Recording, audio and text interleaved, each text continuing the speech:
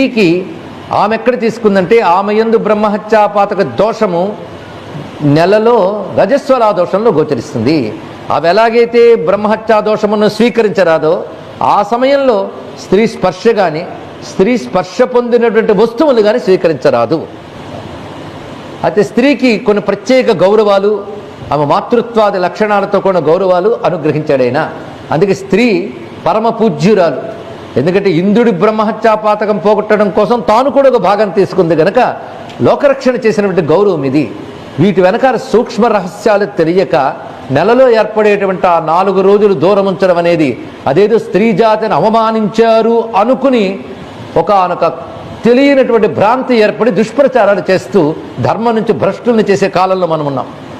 తగుదునా అని సిగ్గుమాలి ఛానల్స్ వాళ్ళు దాని చర్చలు కూడా పెడతారండి ఇక్కడ. అదేదో స్త్రీవాదానికి విరుద్ధమని. ఎంతమంది వాళ్ళ తల్లులు కూడా అటువంటి స్థితిలో ఉన్నప్పుడు దానికి తగ్గ మర్యాదలు చేసి తల్లిని దేవతలా కొలవలేదు, అప్పచెల్లిని గౌరవించలేదు.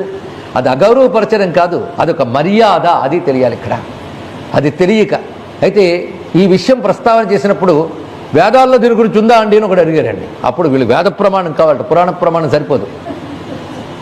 వేదాల్లో యజుర్వేదానికి సంబంధించిన బ్రాహ్మణముల యందు ఈ విషయమంతా రాయబడింది ఇక్కడ. ఈ కథ అంతా వేదములో ఉన్న కథ పురాణం చెప్తుంది. వేద విరుద్ధమైన ఒక్క అంశం పురాణంలో ఉండదు, గమనించండి ఇక్కడ. అందుకే పురాణంలో ప్రతి అంశం కూడా వేద సమ్మతమైనదే, అది గౌరవించవలసినదే. అయితే ఇందులో ఎప్పుడెప్పుడో ఇంద్రుడు చేసింది ఇవి పుచ్చుకుంటే ఎప్పటిగా ఉంటాయండి అని మళ్ళీ ఒక కుతర్కం చేయవచ్చు. దీనికి సంకేతంగా మనం 4 రోజుల నుంచి ఒక అంశం చెప్తున్నాం. ఇంద్రుడు వీళ్ళందరూ దేవతా శక్తులు విశ్వ నిర్మాణంలో ప్రధానమైన ఈశ్వర విశేషాలు, ఈశ్వర శక్తి విశేషాలు. కనుక జరుగుతున్న అంశాలన్నీ ప్రకృతిలో జరిగిన ఒక పరిణామాలు. నేటికి సూర్యభగవానుడి రూపంలో ఇంద్రుడు ఉంటాడు. అక్కడి నుంచి శక్తి భూమి మీదకి వస్తూ ఉంటుంది. ఆ వచ్చేటప్పుడు భూమికి ఇబ్బంది కలిగించే వాటిని కొడుతూ వస్తాడు సూర్యభగవానుడు. ఆ కొట్టేటప్పుడు వచ్చిన దోషములు కొన్నిట్లోకి వెళతాయి. అందులో భూమి, నీరు, చెట్టు, స్త్రీల యందు ప్రవేశిస్తుంది. ఎందుకంటే ప్రకృతిలో కాల ప్రభావం ప్రతి మనిషి మీద ఉంటుంది. కానీ సూర్యుడి యొక్క గమనం చంద్రగమనం మీదే మాసములు ఏర్పడతాయి. ఈ మాసముల లెక్కను అనుసరించే ఇవన్నీ జరుగుతుంటాయి, సృష్టి అంతా, కాలం అంతా కూడా. అది రహస్యం. దాని దోషములు ప్రకృతిలో నేటికి కనబడుతుంటాయి. కనుక వాటి నుంచి పరిహారం కోసం పెద్దలు ఈ మాట చెప్పారు. ఆ 4 రోజులు పాటించవలసిన నియమాలు ఉన్నాయి. వారు దేవకార్యాల్లో పాల్గొనరాదు. కొంతమంది ఎంత దారుణం చేస్తున్నారు అంటే ఈ రోజుల్లో ప్రత్యేకంగా, పైగా వేదాంతం చెప్తున్న వాళ్ళు అదేం పర్వాలేదండి, స్నానం చేసి వచ్చి విన్నా పర్వాలేదంటారు, గుడికి వచ్చినా పర్వాలేదంటారు. అలాంటి వాళ్ళు గొప్ప గురువులైన భ్రాంతిలో మనం ఉన్నాం. ఆ రోజుల్లో ఎందుకు చేశారంటే అని వీడు చెప్తాడు. ఆ రోజుల్లో ఎందుకు చేశారని ఏ పురాణం చదివో, ఏ వేదం చదివో, ఆ నియమం ఏర్పరిచిన చోట ఎందుకు ఏర్పరిచారో చెప్తూ ఉంటే గురుస్థానంలో ఉన్న నువ్వు ఎవరైనా ప్రశ్నిస్తే నేను శాస్త్రం పరిశీలించి చెప్తాను అనాలే తప్ప వాళ్ళని సముదాయించడం కోసం వాళ్ళు చేస్తున్న తప్పు ఒప్పుని సమర్థిస్తే ఆ మహాపాపం ఏర్పడుతుందో గురువుకి కూడా తెలుసుకోండి. కానీ ఇప్పుడు అలాంటి వాళ్ళు ఎక్కువైపోయి వాళ్ళకి వ్యూవర్స్ కూడా పెరిగిపోతూ, ఎందుకంటే వాళ్ళు ఇంగ్లీష్లో చెప్తారు, వీళ్ళు కన్విన్సింగ్గా చెప్తారు. అంటే మీరు చేస్తున్న తప్పు ఒప్పే నాయనా అని చెప్తారు కనుక వాళ్ళకి శిష్య పరంపర పెరుగుతూ ఉంటుంది. ఇలా చెప్పే వాళ్ళకి ఇంకా శాస్త్రంలో ఉన్నది చెప్తే చాదస్తమని పేరు వేస్తారు. మళ్ళీ వేదాంతాలు మాట్లాడతారు, ఆలయాల గురించి మాట్లాడతారు, దేవతల గురించి మాట్లాడతారు, మంత్రాల గురించి మాట్లాడతారు. ఒక్క దేవతా శాస్త్రంలోనైనా కలుపుకోవచ్చని విషయం ఉందా చెప్పమనండి. ఇక్కడ ప్రతి శాస్త్రంలో చెప్తున్నది ఆ సమయంలో దేవ పూజలు చెయ్యరాదు, మంత్ర జపం కూడదు. మరి నేను దీక్ష పట్టానని 40 రోజులు మధ్యలో ఆటంకం వస్తే ఏమవుతుందంటే, ఆటంకం వచ్చినా వాళ్ళ దీక్ష భంగం కాదు, అది స్త్రీకి ఇచ్చిన వరం అండి. ఇవేవి తెలుసుకోకుండా అజ్ఞానం చేత అద్భుతమైనటువంటి విజ్ఞానాన్ని మనం అపహాస్యం చేస్తున్నాం. ఇది తెలుసుకోవాల్సిన మరొక అంశం. పాశ్చాత్య దేశాల్లో వాళ్ళు ఇప్పుడు వీటి విలువ తెలుసుకుని పాటిస్తున్నారండి. కొంతమంది అలాంటి వాళ్ళని చూడడం జరిగింది. ఏంటి, పాశ్చాత్య దేశంలో భారతీయులు కాదు, పాశ్చాత్యులే, సైంటిస్టులు అయినటువంటి వారు. నీకు నిజంగా దైవం మీద నమ్మకం ఉండి ఆధ్యాత్మిక మార్గంలో ఉంటే ఇవి పాటించి తీరవలసినదే. లేకపోతే ఎన్ని రకాల దోషాలు వస్తాయో యజుర్వేదంలో బ్రాహ్మణంలో వరుసగా రాశాడు. ఎలాంటి దుష్ట సంతానాలు కలుగుతాయి, ఎలాంటి ప్రభావాలు వస్తాయి, వస్తువులకు ఎలాంటి దోషం ఏర్పడుతుందో. చాలా కాలం క్రితం ప్రవచనాలు ఇస్తున్న కాలంలో, ఇప్పుడు ఇస్తున్నాం అనుకోండి, ఓ 15 ఏళ్ల క్రితం చాలా ఆశ్చర్యకరమైన ఘట్టం జరిగింది. గోదావరి ప్రాంతంలో ఒక పద్మశాలి కులానికి చెందినటువంటి ఒక ఆయన చక్కగా పంచాంగకర్త, భగవద్భక్తి కలవాడు. వారి గురువుల ద్వారా ఒక మంత్రం వచ్చి జపం చేస్తున్నాడు. ఆయన ఒక్కసారి మా అమ్మవారిని చూడడానికి రండి అంటే నేను వెళ్ళాను. అక్కడికి వెళ్ళినప్పుడు అమ్మవారి దగ్గర ఒక కమలం లాంటి ఒక అద్భుతమైన పువ్వు కనబడింది. ఇది ఏమిటంటే దీన్ని కల్లహారం అంటారండి, ఇది ఇక్కడ కోనేరుల్లో దొరుకుతుంది, కానీ ఈ బహిష్టు ఉన్నటువంటి వాళ్ళు కానీ దగ్గరికి వస్తే అది నల్లగా మారి ముడుచుకుపోతుందండి అన్నాడు. అంటే వాటి నుంచి వచ్చిన ప్రభావాలు కొన్ని తట్టుకోలు, తులసి మొదలైన వృక్షాలు తట్టుకోలు. అవేమిటి అనేది ఇంకా దాన్ని తెలుసుకునే సైన్స్ ఇప్పుడు సైన్స్కి రాలేదు, ఇంకా అది ఎదగాలి, ఇంకా తెలుసుకోండి. కనుక దైవశక్తికి దూరం అయిపోతాం. పితృదేవతలు ఆ ఇళ్లల్లో పుచ్చుకోరు, పితృకర్మలు చెల్లవు, దేవకర్మలు చెల్లవు, చేసిన జపాలు వ్యర్థమవుతాయి. వాళ్ళు ముట్టిన వస్తువును ముడితే ఎంత దోషమో చెప్పారు. దాని వెనకాల ఇంత కథ ఉన్నది. పైగా వాళ్ళు గౌరవనీయ స్థానం వాళ్ళకున్నది, వాళ్ళని అవమానించలేదు. ఇక్కడ భూమి, చెట్టు, నీరు, స్త్రీ అంటే భూమి ఎంత గొప్పదో, వృక్షములు ఎంత గొప్పవో, నీరు ఎంత గొప్పదో, స్త్రీ ఎంత గొప్పది, ప్రకృతి స్వరూపం అని చెప్పారు. ఎక్కడ అవమానించారండి? వీడి గురించి మాట్లాడి సమాధానం చెప్పేవాళ్ళు లేక. పైగా చిత్రం ఏమిటంటే కాస్త సమాజానికి ఇది మార్గమని చెప్పవలసిన శ్రోత్రియ కుటుంబాల్లో పుట్టిన వాళ్ళు కూడా మా ఇంట్లో ఇవి వదిలేసేమమ్మా, ఇలాంటివి నువ్వు కలుపుకోకపోవడాలు, ఇలా దూరం ఉండలాలు పెడితే కష్టమమ్మా అని కోడళ్ళ చేత కలుపుకోనివ్వని కలుపుకుంటున్న అత్తమామలు తయారైపోయారండి. ఇది చాలా భయంకరమైన అంశం కదా. అంటే వాళ్ళు చెడ్డం కాకుండా బాగు చేయాలని వచ్చిన వాళ్ళని కూడా చెడగొడుతున్నారు. వాళ్ళకి తర్వాత సంతానాలపై దీనికి దుష్ట ప్రభావం ఉంటుంది. ఇప్పుడు బాగా చదువుతున్నారు, ఫారెన్లో చదువుకుంటున్నారు కనుక ఏం పర్వాలేదు అనిపిస్తుంది, కానీ దుష్ప్రభావం తర్వాత అనుభవించక తప్పదు. ఆఖరికి వీళ్ళకి నీళ్లు విడిచిపెట్టినా అందని గతిలో నరకాల్లో బాధపడతారు తల్లిదండ్రులు. గుర్తుపెట్టుకోండి, ఎంత విషయం ఉంది దీని గురించి ప్రవచించాలి అంటే.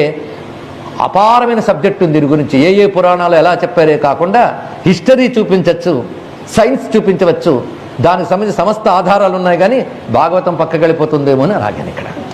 మరి ఈ మాత్రం ఎందుకు చెప్పామంటే భాగవత ప్రవచనాలు, భారత ప్రవచనాలు, రామకోట్లు ఎన్ని రాసినా, విష్ణు శాస్త్రాలు ఎన్ని చదివినా సదాచారం కోల్పోతే అన్నీ కూడా నశిస్తాయి. సరికదా దుష్ఫలితాన్ని ఇస్తాయి. తెలుసుకోండి ఇక్కడ.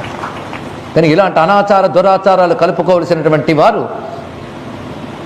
ఏ సహస్రాలు చదివినా, ఏ స్తోత్రాలు పారాయణ చేసినా, ఇంట్లో దీపం పెట్టినా దేవతలు అందుకోరు, పితృకర్మలు చేసినా పితృదేవతలు అందుకోరు.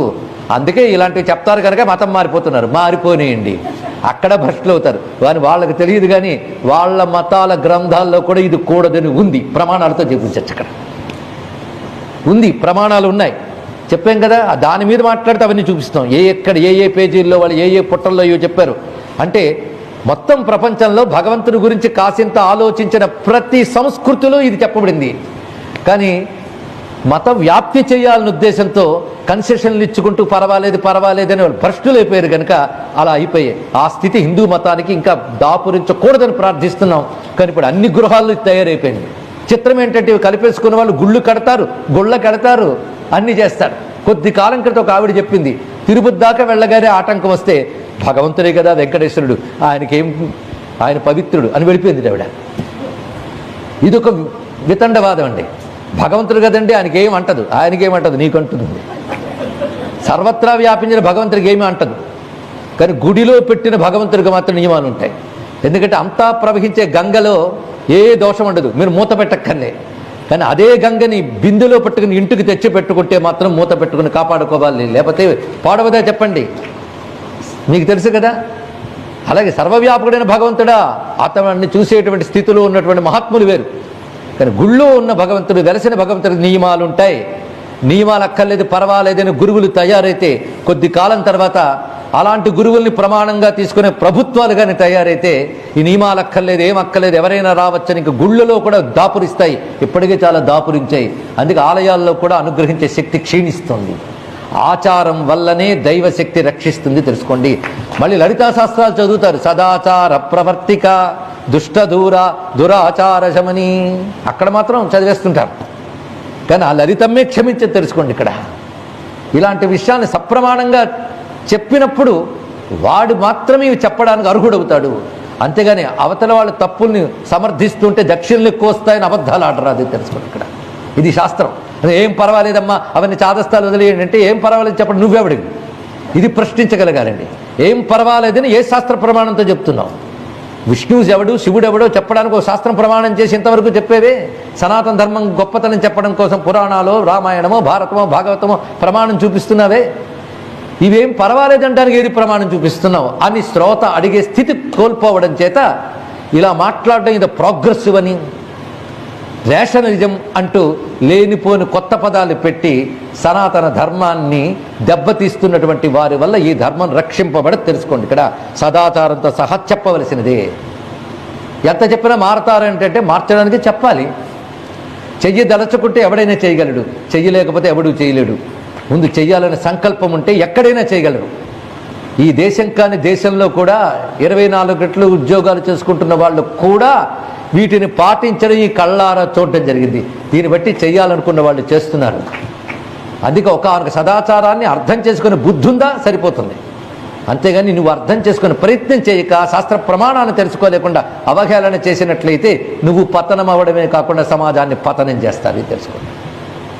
ఇలాంటి అనేకములు ఉన్నాయి. ఇటీవల కాలంలో విదేశాల్లో ఒక స్త్రీ చెప్పిన, అది ఒక యువతి, వృద్ధురాలు కాదు, ఆమె చెప్పిన ఒక్క మాట, మేము విదేశాల్లోనే పుట్టి పెరిగామండి, కానీ ఒకానొక ప్రవచనంలో మీరు చెప్పింది విన్న తర్వాత నుంచి నేను పాటిస్తున్నానండి, మార్పు నాకు కనబడిందని చెప్పిందండి. ఇప్పుడు చూస్తున్న వాళ్ళు కూడా ఇది గ్రహించగలిగితే ధన్యులు. మీరు చెప్పినందుకు ఇక్కడ మళ్ళీ భాగవతం కృష్ణుడు రాముడు అని భజనలు చేస్తామే, అదే భాగవతంలో చెప్పబడుతున్న అంశం చూడండి. ఇక్కడ ఎక్కడి నుంచో తేలేదు కదా, దీనికి ప్రమాణములు ఉన్నాయి చాలా చాలా. ఇంతవరకు చెప్పుకుని వైదికమైన సదాచారకు నమస్కారం చేసుకుంటూ